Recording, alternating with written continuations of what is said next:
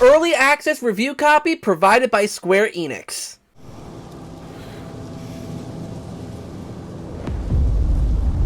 Max!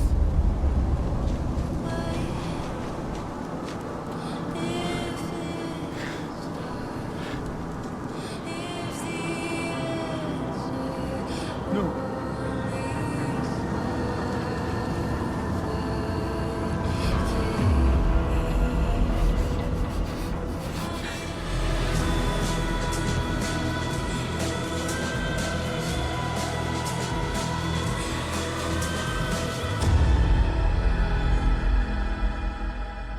Max Caulfield is back in the latest entry in the Life is Strange series called Life is Strange Double Exposure. This game brings Max Caulfield back and puts her in an all-new setting with all-new characters and a brand new mystery to unfold. Now, while this review will be pretty light on spoilers, the spoilers we do have will be contained within a spoiler section, so keep an eye out for the text on screen that'll say when the spoilers are coming, and also keep an eye on the timestamps. So without any further ado, let's pull out our cameras and take a look at Life is Strange Double Exposure. Like I said earlier, this is the first time in the series' history that we are going back to playing as a character that we played in one of the earlier games, and that is Max Caulfield. Hannah Tell returns to voice Max, and having her come back is amazing. She doesn't miss a beat, and now, with more modern technology, the game looks so good. Like, the original Life is Strange was a little rough around the edges with its visuals, but now it is all refined. I love the art style that Deck 9 have brought to the Life is Strange series, and Max looks as amazing as ever. More than just the visuals of the characters though, the way they move in their animations is really smooth, as they're using more modern motion capture techniques. And the upgrade in the visuals is not just limited to the characters. The environments that you explore in this game are absolutely insanely good looking. Whether you're exploring an old abandoned bowling alley, that's creepy and a little bit dark,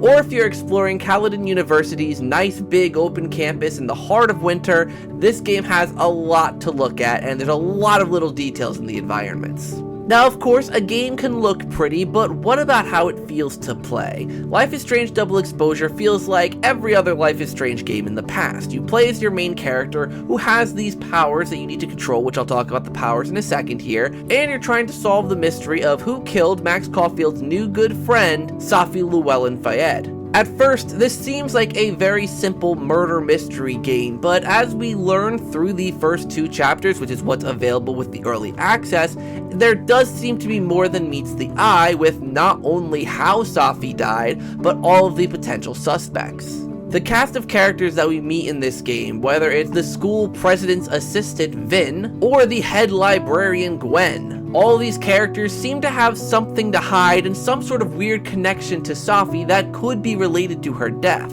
But there are lots of twists and turns that happen within these first 2 chapters alone that make me really wonder where this story is gonna go, because at the moment, I don't have a clue. Building off of the last point about the characters, all of the side characters in this game are honestly really good. They all have very distinct personalities, the voice actors behind them are really good and really talented. There's just a lot to like with all of these new characters. Now, going back to talking about the powers really quickly, for those of you who need a refresher, Max Caulfield in the original Life is Strange game that came out about 10 years ago now, which is freaking insane, her power was the ability to rewind time and correct mistakes that she made or change little decisions that she made, etc, etc. And even though she hasn't used her power in a decade and it seemingly went away and didn't work, it suddenly came back and is even bigger and bolder than before. While she can rewind time in certain situations, her new power relies on her shifting between 2 different parallel timelines. In one timeline, Safi is dead, Safi is murdered, and that's the main timeline that this Max is from. But the alternate timeline is that Safi is not dead, that she did not get murdered on that night, but she is still very much in danger, and it is up to Max to use clues from both of these different parallel universes to figure out who murdered Safi in her original universe and to prevent Safi's murder in the Safi's Alive universe. It all sounds very complicated, but when you actually put it in action and start to play the game and hop between the 2 different realities, it's actually pretty seamless and lends to some really clever puzzles that I actually was a really big fan of. Especially this one that saw saw you trying to retrieve a camera from the inside of Moses, one of Max's friend's office, and you have to avoid this police detective while doing so, and the best way to do that is to shift between the two different realities to try and get around him. There's a lot to really love here, and I feel like, with the next 3 chapters coming out in a couple weeks, they're really gonna build on this mechanic, and I can't wait to see what more puzzles they have in store. Alright, let's talk about some spoilers really quickly. Firstly, I gotta talk about Max and Chloe. For those of you who don't know, Chloe Price was Max Caulfield's best friend in the original game, and at the end of the game, you can make the decision to either sacrifice Arcadia Bay, or sacrifice Chloe and keep her as your friend or girlfriend, however you want to interpret it. Now, if you choose the sacrificing Chloe ending, then the game is all about Max having her grief of Chloe dying. But if you choose the sacrificing Arcadia Bay ending, many people were wondering if Max and Chloe are together still, because the whole thing is that they started dating after the events of the original Life is Strange. I mean, really, their relationship kind of depends on what you chose within your personal playthrough, but most people have it headcanon that Max and Chloe ended up together. And in Double Exposure, like most of the other Life is Strange games before this, you have the option to choose which of the original endings you chose from the original Life is Strange, if you sacrificed Chloe or if you sacrificed Arcadia Bay. But if you sacrificed Arcadia Bay, we learn that Max and Chloe broke up, which I've seen on the internet that a lot of people aren't happy with, and at first I wasn't happy with this either. It just seemed like kind of a weird thing to kind of change, but looking at what the game is saying about how their relationship ended, I feel like it does actually kind of make sense. She wanted to live in the future. I was too hung up on the past.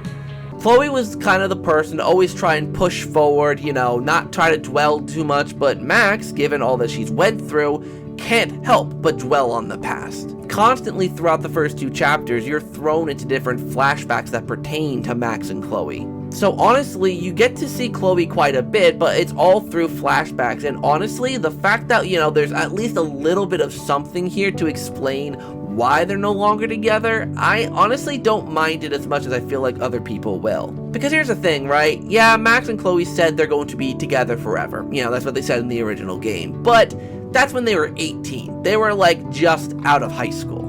10 years later, when you're approaching your 30s, life could be very different, and obviously it is for Max. So honestly, I really don't mind Chloe not being a big part of this game, especially because Life is Strange 1 and obviously Before the Storm were mainly Chloe's games. Life is Strange 1, even though Max was the main character, was all about Chloe. Chloe was the one that we got a lot more of the backstory to. It was about Chloe's friend Rachel. It was all about Chloe's family and about Dave Madsen. It was all about Chloe. So to have a game that's mostly focused on Max and her character and how she's feeling after the events of the storm, it's actually really refreshing. And spoilers for, Double Exposure's first 2 chapters now, this game is taking a lot of wild twists and turns. There's so many different paths that this game is going down, whether it's Vin being apparently closer to Safi than we originally intended. Did they have a relationship? Was there something there? And then you have Gwen, who was Safi's book mentor, that's getting her book published, but at the last minute killed Safi's book deal, and now in the Alive world is being kicked off of campus for apparently selling drugs.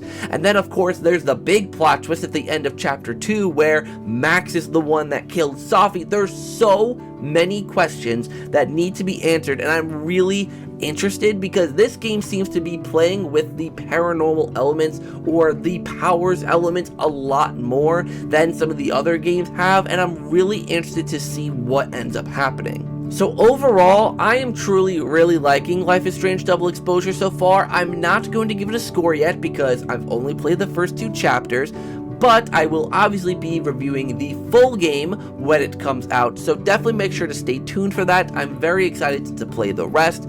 It is turning out to be a really good Life is Strange game, and I cannot wait to see more. So thank you guys so much for watching this review. I really hope you enjoyed. Like, comment, and subscribe, all that stuff down below, and of course, hit that notification bell so you can be notified of when I upload videos. And until next time, you guys, I will see you all in the next video.